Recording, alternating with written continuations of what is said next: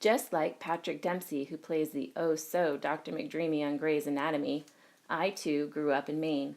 I lived right next to the bridge connecting the mainland of Brunswick to Great Island.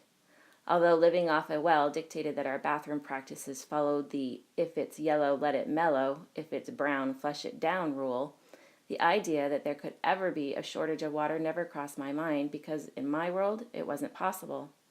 Winters brought plenty of snow, while the rest of the year supplied more than enough rain, enabling the trees to wear their best foliage in the fall. And, albeit salty, my island home was literally surrounded by an unlimited amount of water. Summers were spent boating, swimming, fishing, lobstering, water skiing through buoys, digging for clams, riding tidal currents through culverts, playing with seaweed and hermit crabs, and of course, eating seafood. Winters were spent skating, sledding, and cross-country and downhill skiing or snowboarding. Throughout high school and college, I worked in various restaurants, taught sea kayaking, whitewater canoeing and kayaking, and then became a raft guide on some of Maine's most pristine rivers, until one day I suddenly developed an interest in the western United States. Prior to doing an exchange for my final year of college from the University of Maine to Utah State University, I guided on the Arkansas River in Colorado. While living in Tent City with a bunch of other guides, I was introduced to bighorn sheep, fire ants, 14ers, hot springs, prickly pear, fry sauce, and the concept of water rights. During this time, I became acutely aware of how unappreciative I had been of our abundant water supply in the East.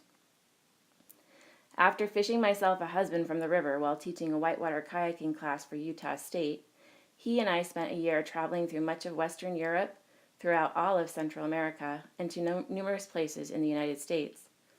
We rode a gondola in Venice, went paragliding high above mountain lakes in Switzerland, snorkeled off the coast of Belize, and watched boats pass through the Panama Canal. We visited Niagara Falls, walked on glaciers in Banff National Park, played in the waterfalls of Havasu Pi in the Grand Canyon, swam in Crater Lake in Oregon, and rafted a number of rivers. During those experiences, I became more aware of our water sources and the behaviors that threatened them. I learned of the effects of fertilizers, chemicals, garbage, sewage, and sediment that make it into our water, and I wondered what that would mean for the future. Now, there is an even more pressing concern: climate change. Average temperatures around the world are increasing. Fresh water stored in glaciers is melting into our oceans. Snowfall averages are decreasing nearly everywhere, and evapotranspiration rates are climbing. Yet, while our fresh water supply is decreasing, our demand for fresh water is increasing as the Earth's population continues to grow.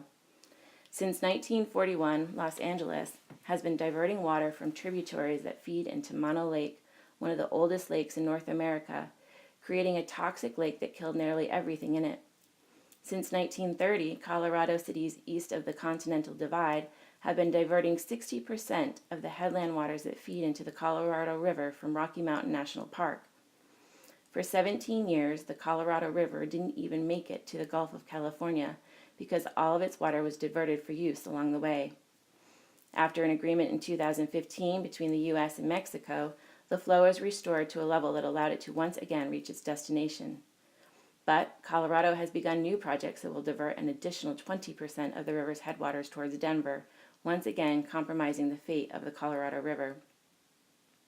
The combination of increased temperatures and population creates additional problems such as E. coli outbreaks and algal blooms at a time when people are looking to spend more time recreating in water.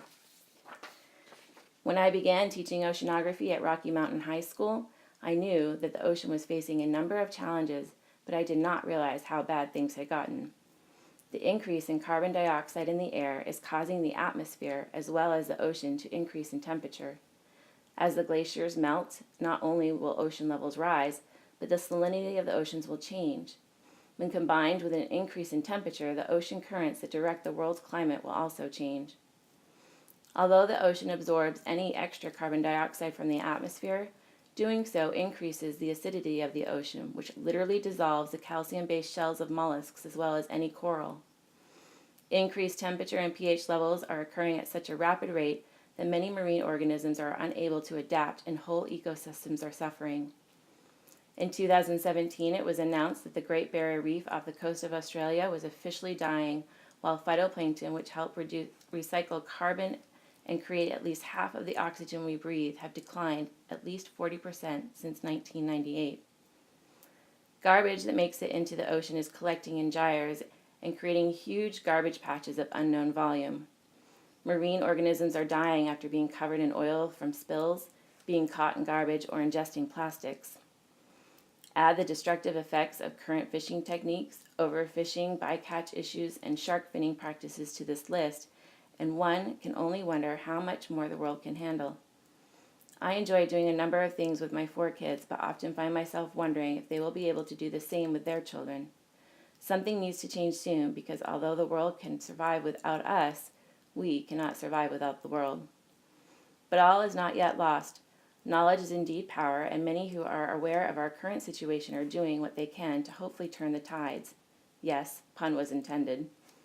On a personal level, I also do what I can to help remediate the situation, but my biggest impact will most likely come at a professional level, where I help to educate the upcoming generation about the water issues of today so that they too can contribute to turning many of the water wrongs to rights.